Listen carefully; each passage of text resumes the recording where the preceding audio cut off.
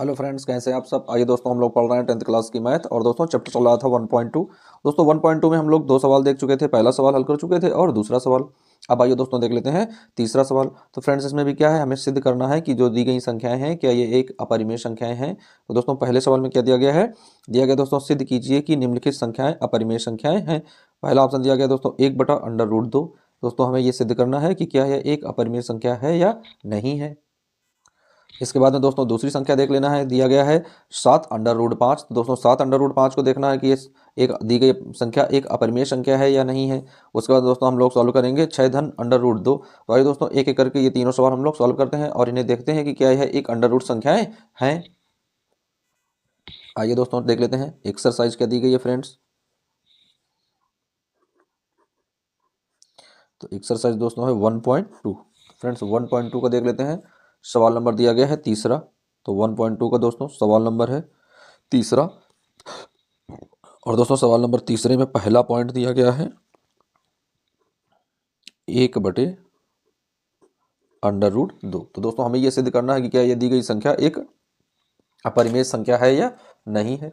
तो आइए दोस्तों किस तरीके से हम लोग सिद्ध करते हैं। तो फ्रेंड्स जैसा कि हम लोग अभी पीछे दो सवाल लगाए थे उसमें दोस्तों हम लोगों ने देखा था कि हम इस संख्या को क्या मान लेते हैं, इस संख्या को एक परिमेय संख्या मान लेते हैं। और दोस्तों जब हम इसे परिमेय संख्या मानेंगे तो उसे P/Q के रूप में लिखेंगे। और दोस्तों फिर क्या करते हैं, जो हम इसकी अभिधारणा लगाएंगे तो दोस्तों अपनी अभिधारणा को गलत साबित कर देते हैं। तो दी गई संख्या एक अपरिमेय संख्या ऑटोमेटिक से सिद्ध हो जाएगी। तो आइए दोस्तों मान लेते हैं कि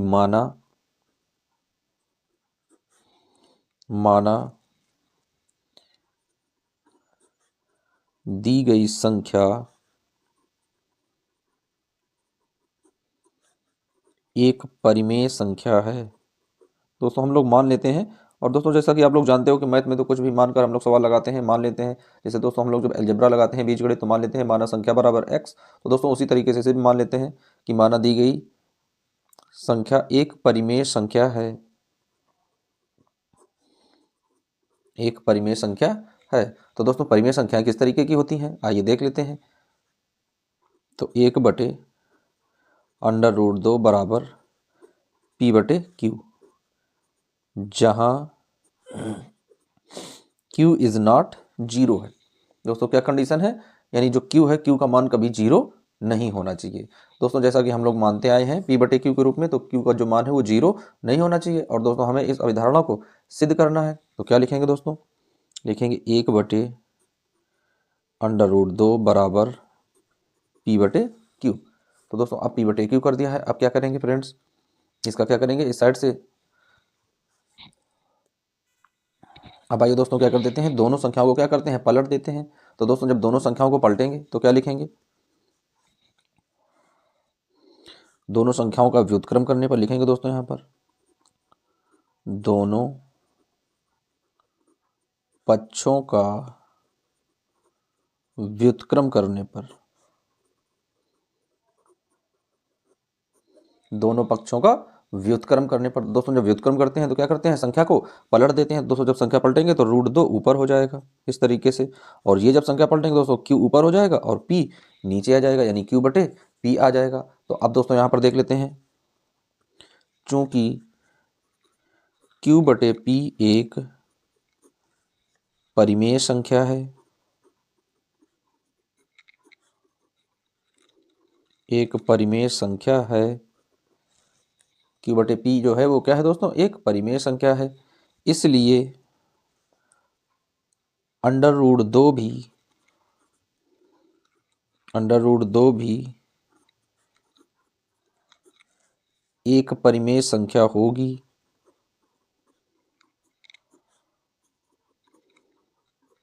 एक परिमेय संख्या होगी, इसलिए √2 भी क्या होगी दोस्तों, एक परिमेय संख्या होगी। परंतु परंतु इस तथ्य का परंतु इस तथ्य का विरोधाभास होता है, विरोधाभास पाया जाता है। परंतु इस तथ्य का क्या है दोस्तों, विरोधाभास पाया जाता है कि अंडर रूट 2 एक अपरिमेय संख्या है। अपरिमेय संख्या है। इस चीज का क्या होता है दोस्तों, विरोधाभास पाया जाता है। इसलिए हमारा मानना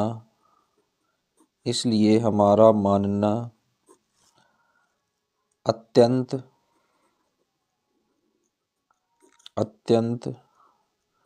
इसलिए हमारा मानना अत्यंत गलत साबित होता है।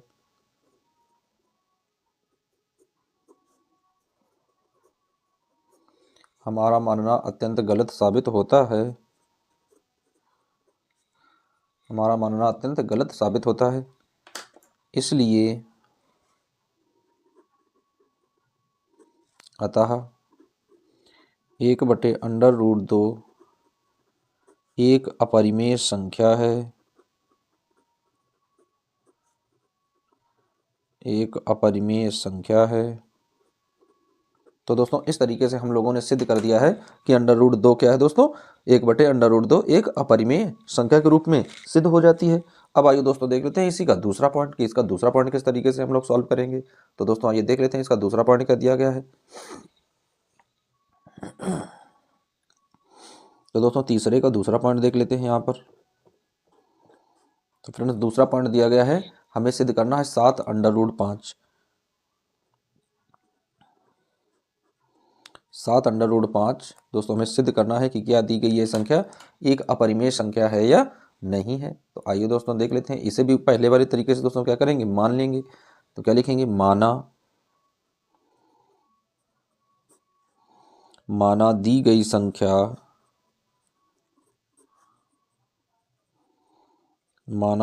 संख्या एक परिमेय संख्या है। एक परिमेय संख्या है।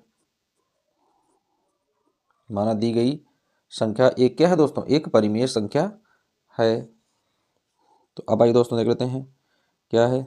7√5 इक्वल टू P/Q, जहां Q इज नॉट 0 है दोस्तों। क्या है, Q जो है वो Q का मान जो है वो 0 के बराबर नहीं होना चाहिए।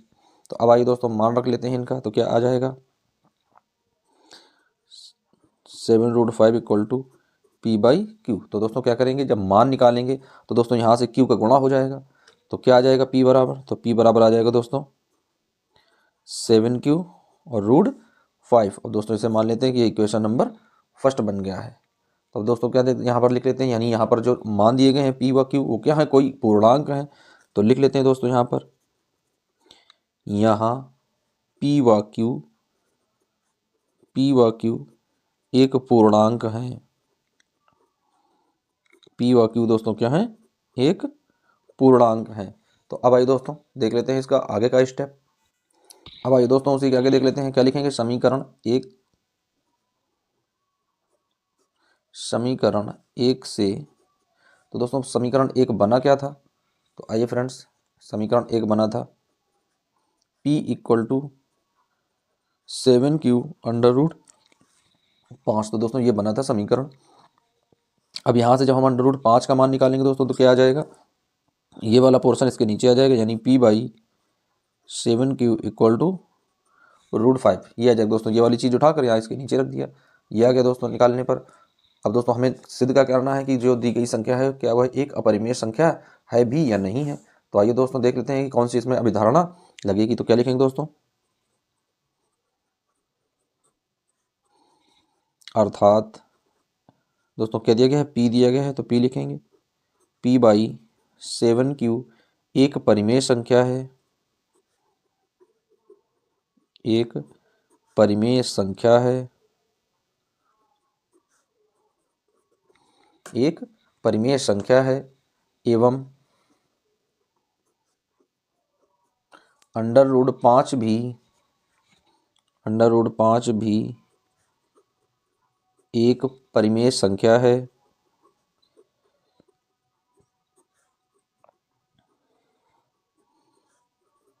भी एक परिमेय संख्या है जो इस तथ्य का जो इस अभिधारणा का जो इस अभिधारणा का जो इस अभिधारणा का विरोधाभास है, जो इस तत्व का क्या है दोस्तों, विरोधाभास है कि √5 एक अपरिमेय संख्या है, एक अपरिमेय संख्या है। तो अब आइए दोस्तों इसे सिद्ध कर देते हैं। इसलिए हमारी कल्पना अत्यंत गलत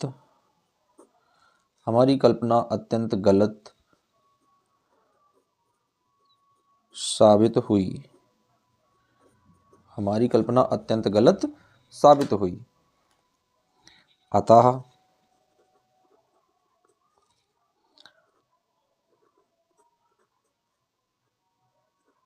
7√5 एक अपरिमेय संख्या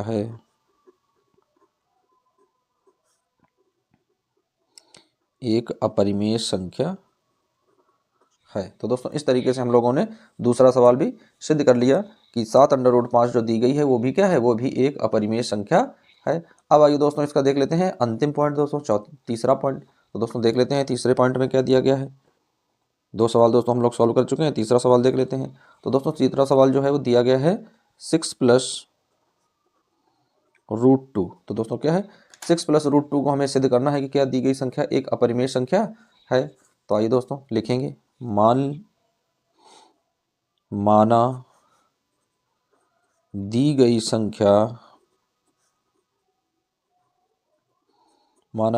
संख्या एक परिमेय संख्या है।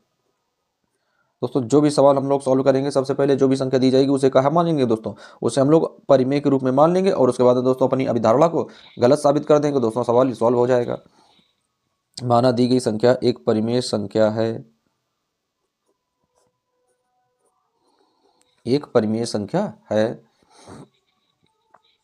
तो लिख लेते हैं दोस्तों परिमेय संख्या काहे के रूप में होती हैं।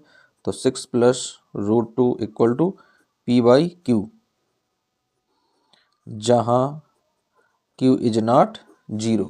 दोस्तों क्या है, जहां q इज नॉट 0 यानी जो q का मान है वह 0 नहीं होना चाहिए। और बाद बाकी दोस्तों हम लोगों को सवाल सॉल्व करना है पूरा। तो क्या लिखेंगे,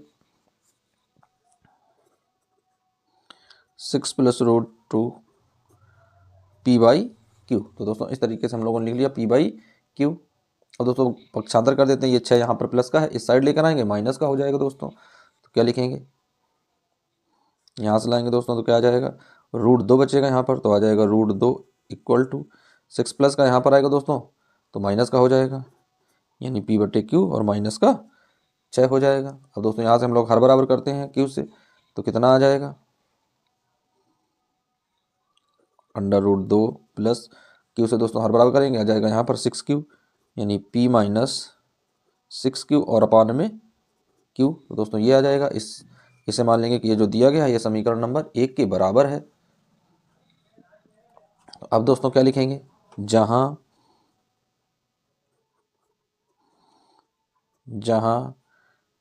ए, दोस्तों ए क्या दिया गया है, जहां पर दोस्तों अलग अलग पूर्णांक दिए गए यानी कि p दिया गया है, जहां पर p, q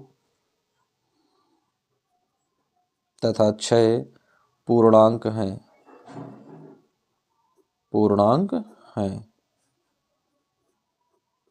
ये दोस्तों क्या दिए गए हैं, पूर्णांक दिए गए हैं। तो अब आइए दोस्तों इस सवाल को आगे बढ़ाते हैं।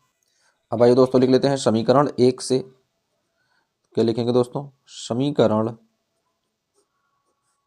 1 से। तो दोस्तों समीकरण 1 क्या है, √2 = p - 6q अपान में q। तो दोस्तों ये जो संख्या है ये क्या है, समीकरण नंबर 1 दिया गया है। तो दोस्तों लिखेंगे जहां ए बी दोस्तों क्या था, जहां पर पी व क्यू क्या थे, पूर्णांक थे। दोस्तों क्या लिखेंगे यहाँ p minus 6q upon q एक परिमेय संख्या है, एक परिमेय संख्या है, एक परिमेय संख्या है। और दोस्तों क्या है, हम लोग देख चुके थे कि समीकरण इससे पहले वाला दोस्तों जो हम लोग सॉल्व किया था क्वेश्चन नंबर 1, उसमें क्या था, हम लोग सिद्ध कर चुके थे कि अंडर रूट 2 एक अपरिमेय संख्या है। दोस्तों इसके बराबर में क्या दिया गया है, रूट 2 दिया गया है। तो क्या लिखेंगे दोस्तों,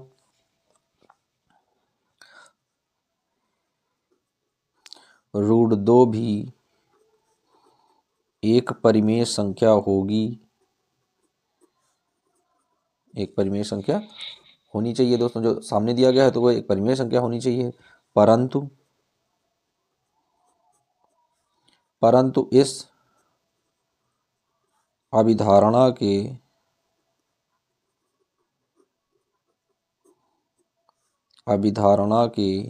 परंतु इस अभिधारणा के विरोधाभास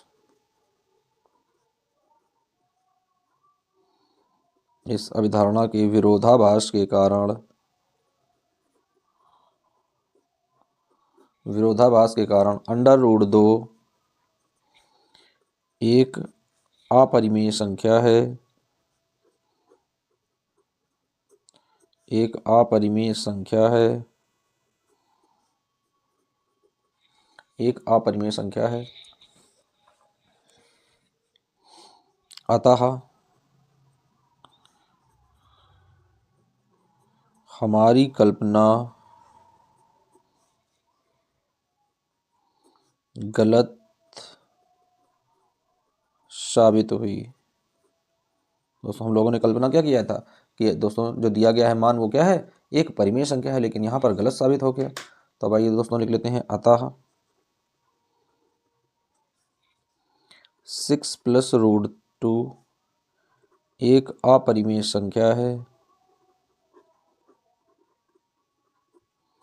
एक अपरिमेय संख्या है,